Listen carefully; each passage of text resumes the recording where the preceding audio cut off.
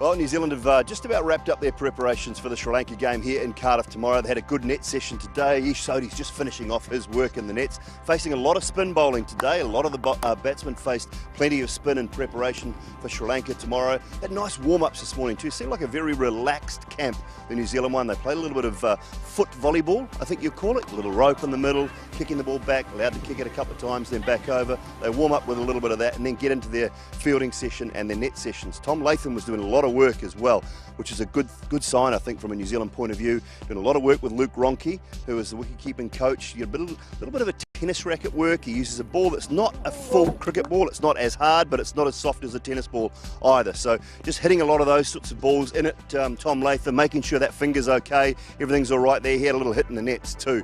As far as the batsmen are concerned, big players in this tournament. Martin Guptill, he was looking good in the nets this morning, this afternoon as well. Ross Taylor really going hard at it. New Zealand rely heavily on them, I think, when it leads into tomorrow's game. They should be good enough for Sri Lanka, who have actually been in pretty bad form of late.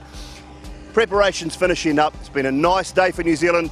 Great day's preparation, I think, coming towards this game tomorrow here in Cardiff. If the weather stays like this, should be a cracker. A lot of interesting things from the Sri Lankan point of view.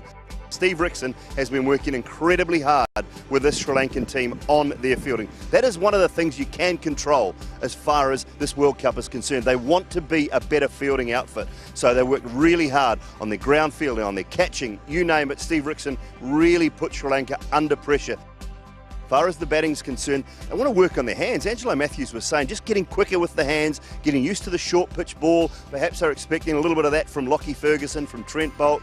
Practicing with that bit of granite. It's a rock hard piece of granite. They're throwing the ball into it, bowling the ball into it, and just gathering pace, making sure that they're playing that short ball with a little bit of pace and working on that, just the square of the wicket shots, I guess, when you look at bowling short and not getting hit too much. So a lot of work went into that. Karunaratne, I think their skipper, he's going to have a massive role to play throughout this tournament as far as opening their batting, setting the tone, and getting them off to a good start. He's a quality player in test matches in particular, but can he produce that form and continue to produce that form in the one days? He'll be a massive part for this Sri Lankan side, along with Matthews and Malinga. Now Malinga, we did see very quickly, slightly shorter run up, just tried something a little bit different, pretty short anyway, but he tried something a little bit different in the nets. I wonder whether he'll be game enough to bring that out in this 50 over World Cup.